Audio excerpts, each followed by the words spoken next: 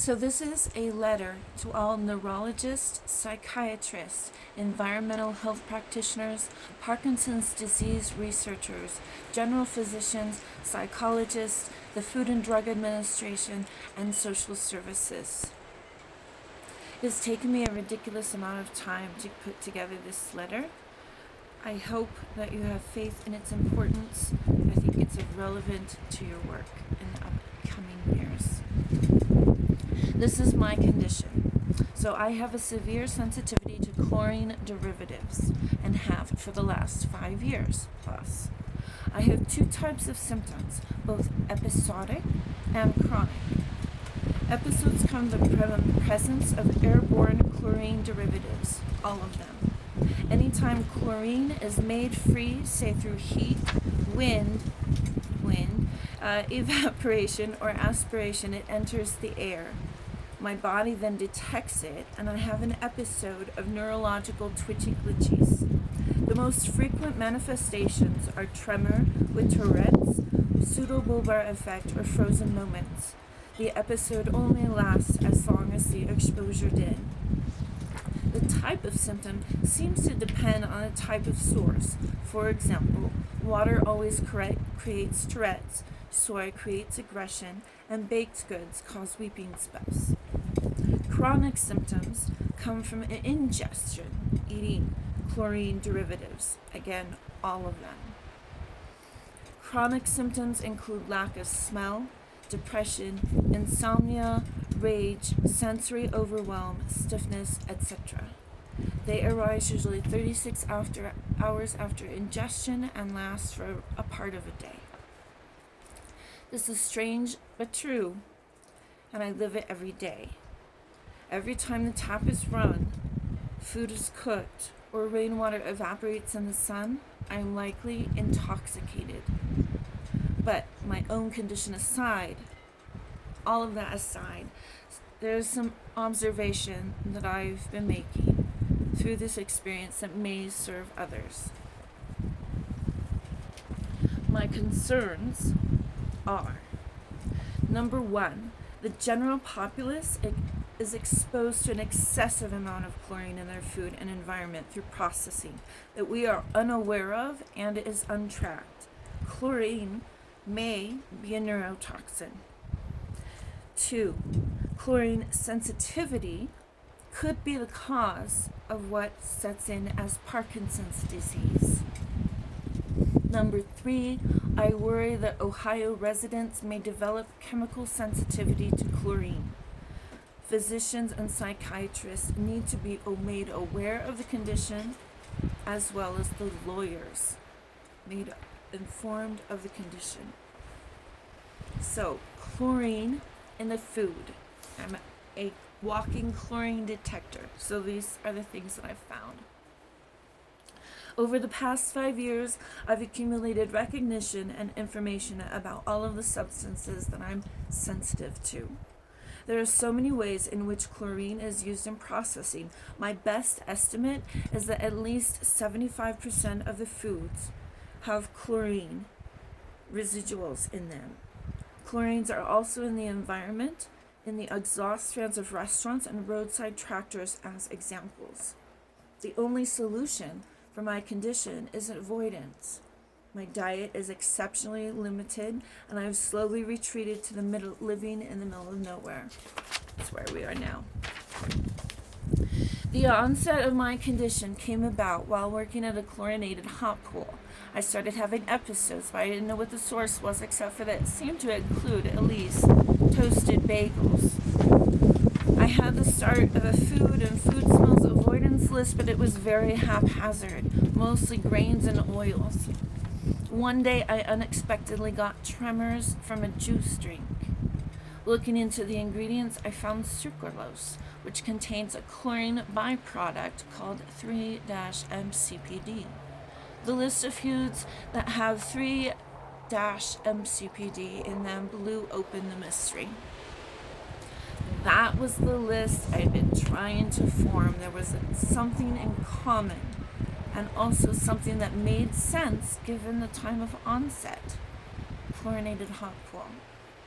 Since then, I have discovered that 3-MCPD is not the only chlorine byproduct that is hard to spell, but it's contained in foods, lots of them, and that my sensitivity covers all of the things that have chlorine in them, chlorine residues from processing.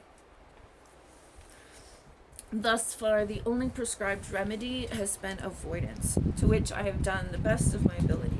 However, I've discovered that there's literally is no way to get away from it. Every time I look into the ingredients that I have found myself sensitive to, I find yet one more way that chlorine is heavily integrated into our water, food, and agricultural systems. It is a very common processing agent that is not on the ingredients list. Not on the ingredients list. Little bits of it everywhere, constant and unavoidable. It has become alarming to me to realize that everybody consumes this and is constantly exposed to so much. And as a normal consumer, I would have never guessed, let alone been able to track it. My concern is that what if others also experience sensitivity but do not recognize a chemical cause? This could be a cause for simple things like brain fog and fatigue. Everybody feels a little bit of that. Or things as large as antisocial, pathological behavior. I have included down below the list of airborne chlorine triggers that I have found. The second of my concerns is to speak on Parkinson's. So my symptoms from this chlorine sensitivity are strange, subtle, but also alarming. I have experienced the entire list of Parkinsonisms with an emphasis on mental versus physical. I have been unable to get a diagnosis because of my age. The temporal nature of the episodes comes and goes. And because I've been practicing strict avoidance, which also reduces the intensity of the sensitivity situation. It reduces the intensity. My doctors, however, say that in order to have Parkinson's, it has to be a constant thing. My wrist has to be constantly stiff. However, I know that most people are in constant exposure to chlorine derivatives. What if Parkinson's is a constant chemical sensitivity to a constant environmental stimulus, namely chlorine, I'm proposing, that has potentially been sparked by an initial chlorine sensitizing event? Can we look into it? Can we check? Maybe it would help people. And even people who just have Parkinsonisms or are undiagnosed, like I am here at 43 Sarasota. Anyways, back to the letter. So my theory, basically, about my own situation is that I have been and continue to be fighting off Parkinson's through the avoidance of chlorinated substances. The prevalence of the trigger makes it very hard, but I'm maintaining ground. I would also like to bring up as a number 3 the situation of the East Palestine railway crash, because I have opinions on that too. Given that I have a chlorine sensitivity, so it took me 3 years to figure out the connection to chlorine, but it has been almost 3 years since that I have watched, confirmed, and learned a lot. I am completely estranged from society, and yet still have episodes on a daily basis because of simple things like the wind, dog food, and the mail.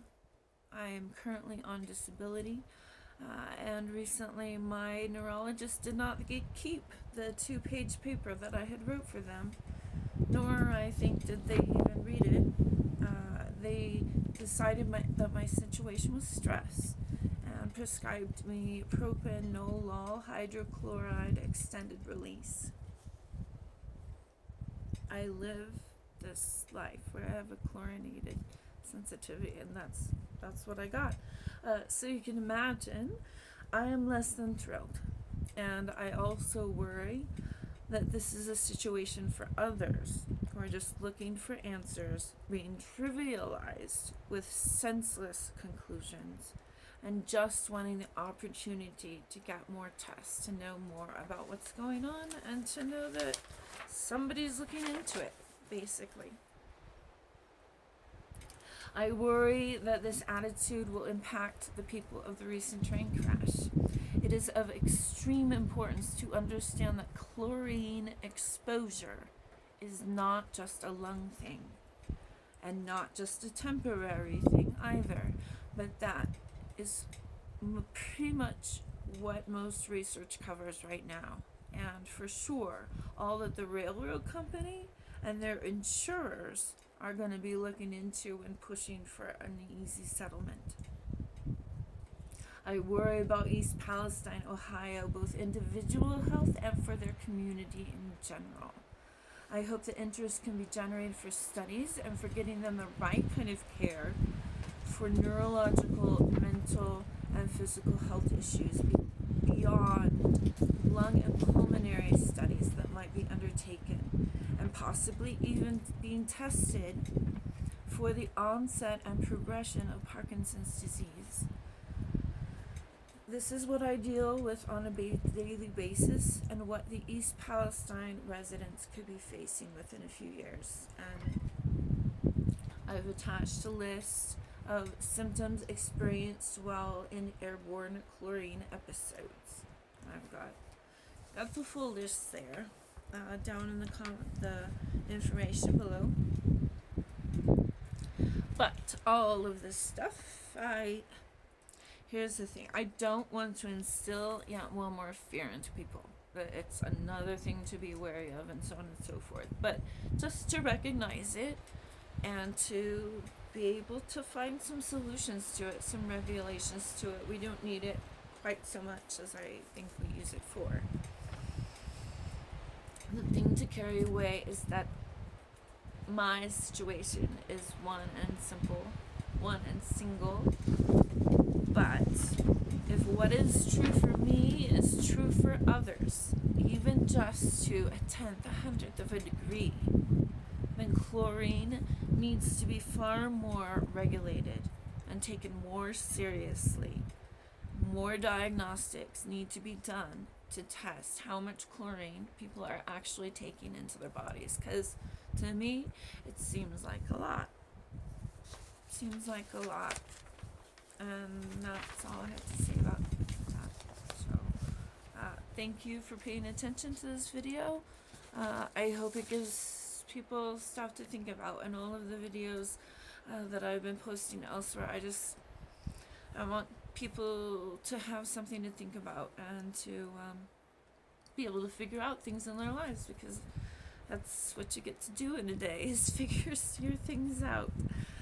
What else is there to do sometimes when you're on disability and can't go nowhere?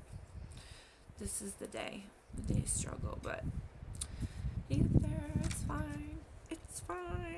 Cheers, take care, and take care of yourself, and be well. Thank you.